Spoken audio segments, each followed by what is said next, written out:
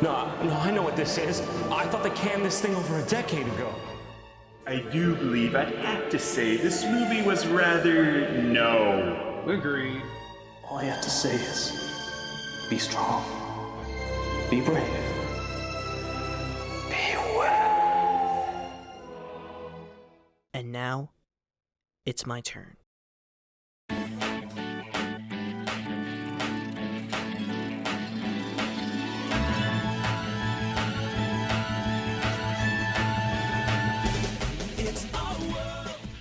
Foodfight, infamously known as one of the worst animated features of all time.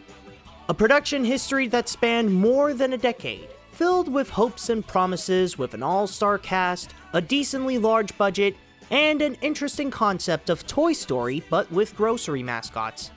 It would be what the head of the studio behind this say that it will make them the next Pixar. What ended up happening, however, is a long series of madness, delays, and ultimately distributed as the unfinished disaster we all know today, already seen and destroyed by countless of critics and reviewers. And now I have to be one of them, since a fellow named Chris Estrada decided to make a large pledge on my Patreon, which granted him to make me review this by his choice. Seriously, it was all his idea. I never wanted this for myself. So, in case you don't know the answer, how bad can Foodfight possibly be? Let's find out. The story. Let's just begin with the concept of the story itself, because even I'm having trouble to know where to begin with this. Okay, so food mascots coming to life when the humans aren't there isn't really original. Again, it sounds like a Toy Story clone. But given to the right hands, it can work and manage to bring out something interestingly unique. This is not what happened. Oh god, how was this not in the right hands? It becomes so out of focus that it doesn't even know what it's trying to talk about. Just in the concept alone, it tries to set its own rules, yet later, they become pointless and decide to do whatever it wants. There's no such thing as consistency here. I kill you! Thanks! Batter up, fool! Where you go, my chipmunk? I love you! There the day in! Same goes with the story. It doesn't even know if it wants to be a detective story where Dex wants to figure out what happened to his girl, or if it wants to go with the invasion route where Brand X is taking over the supermarket and it's up to the mascots to stop them. Either way, both of them end up being predictably bland, and they're barely even looked upon. It's enough that the movie is filled with dumb and unfunny gags, but it even gives up at the last 30 minutes just to show this tediously long and almost pointless battle scene with the Ikes versus Brand X. Speaking of the gags, the humor is not only terrible, it could even be in the category of gross. Of course, there are the poorly done slapstick, unbearable puns, and about every low-brow joke you could find in the book, including every gas humor. But it also includes these blatantly obvious sexual innuendos that do make you feel dirty.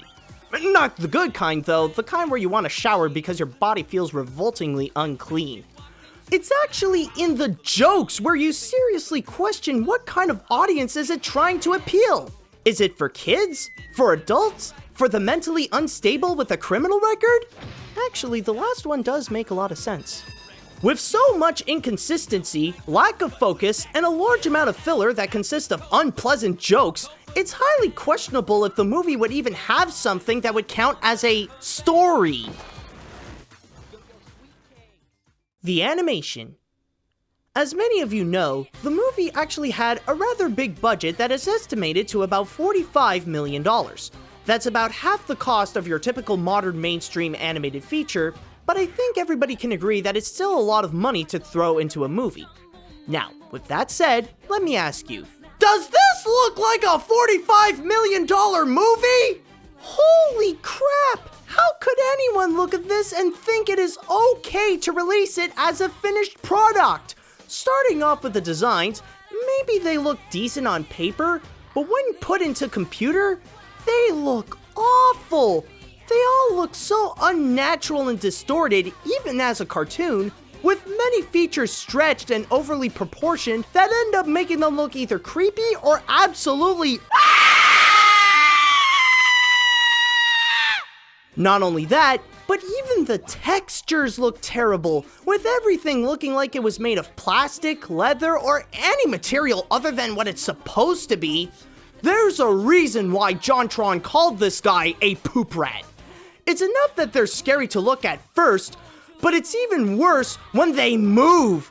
The character animation is split into two ways.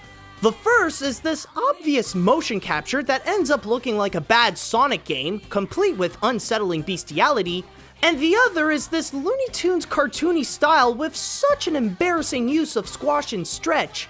So imagine, by combining these opposite styles that are executed so horribly, you end up with such a mess like you wouldn't believe.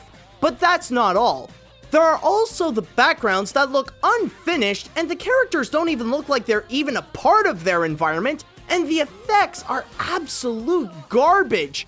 No matter what food they use, they always end up looking like the same big batch of colored goo, or they're taken from some royalty-free effects site.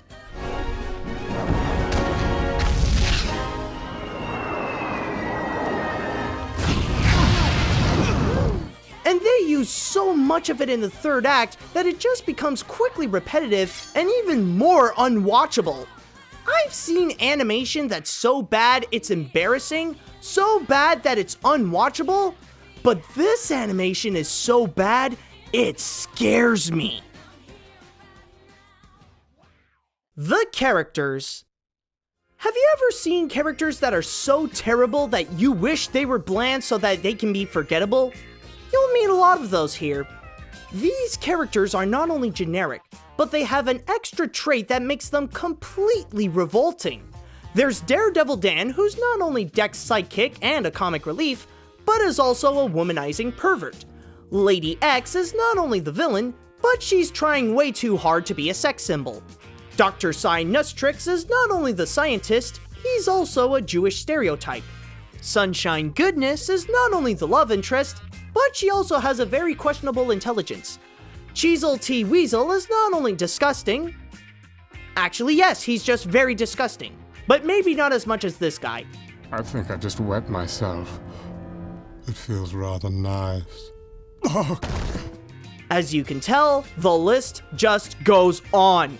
What makes it even worse about these characters is that there is absolutely no subtlety to their unappealing traits. In fact, there's no subtlety in this movie at all. It's because of these guys that the sexual innuendos are just one step away from saying let's have sex. It's because of the people at Brand X that they might as well be Nazis. It's because of guys like him I just want to run away and scream for help. As for the gimmick of having plenty of recognizable brand mascots, well, don't expect much from them because they're just a gimmick. All of them having nothing but cameos, and you'd even be lucky if you find a few that actually have a line. The only character that even feels like an actual character with some sort of backstory is Deck's dog Tective. A retired detective who lost his love now owns a nightclub and has to go back to solve the case of his girl and to stop Brand X. Too bad the writing is so bad that he can only speak in food puns. Now fork over the little guys and no one gets hurt. Got milk? You better go easy on the potato juice before you get chip-faced. Oh, Dex! It's like you freaking know me! Just on their own, the characters are already bad, but somehow they find that extra ingredient to make me wish that I never want to see these characters again.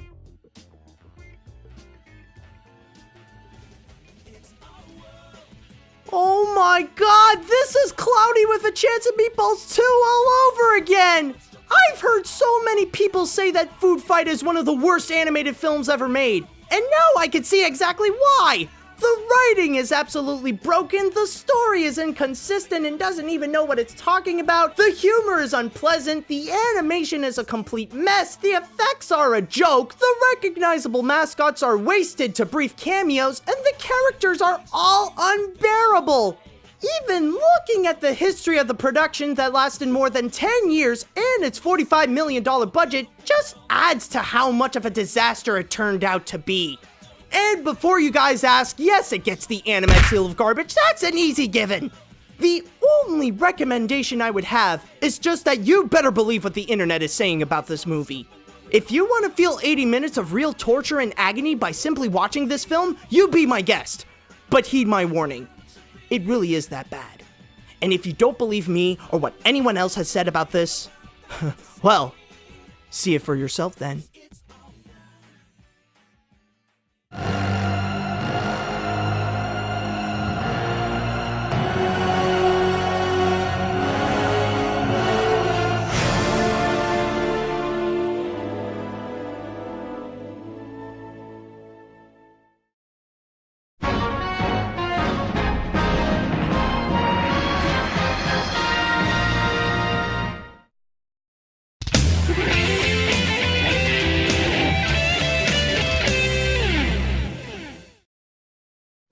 Hey guys, this is AniMat. Once again, I would like to remind you guys that it is all thanks to Chris Estrada, whose awesome pledge gave us this review of Foodfight. So at least now I can just go and get this over with, get this done, and I can move on to something else. But there is one thing regarding Foodfight I would like to mention that I would like to see this stopped. Everybody has been using Foodfight for one reason, and it's just been getting annoying, and it's only been embarrassing every time I see this thing happen.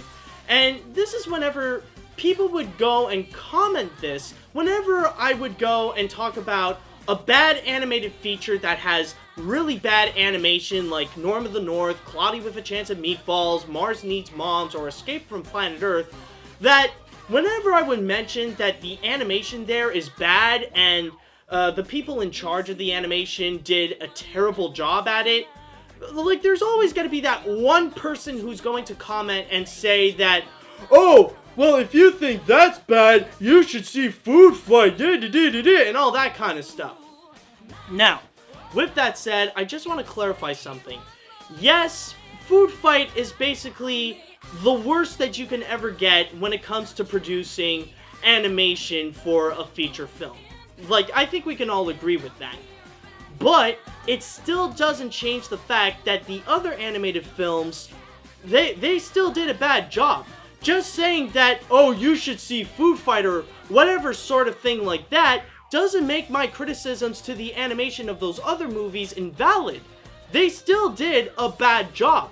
Yeah, they did a better job than Foodfight, but that's seriously not saying much.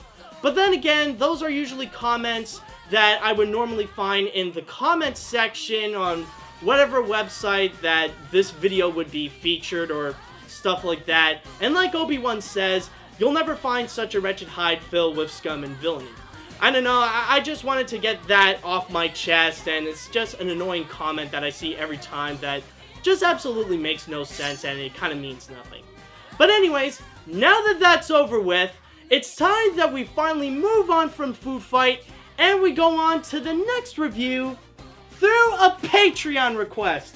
Yes, we got another one coming up, and this one will be coming from Sparkle Puppy. So this is just a little reminder, if you guys want to be like Chris or Sparkle Puppy, and you want to go and support my work and get some awesome rewards at the same time, then all you have to do is go to patreon.com/animat. But at the same time, if you guys would like to go and suggest to me an animated film you would like me to review and that I would put into the animation hat, then all you have to do is write me an email at animatsreviews@gmail.com. So with all that said and done, I think we can all agree at this point we can only go uphill. Like, there's nothing that Sparkle Puppy can suggest to me that is even worse than Foodfight. But there is one thing I will say about his request is that he really didn't think much, or like, he didn't go through a major thought process when it comes to thinking of the next animated film for me to review. All he did is just look behind me and said, that'll do.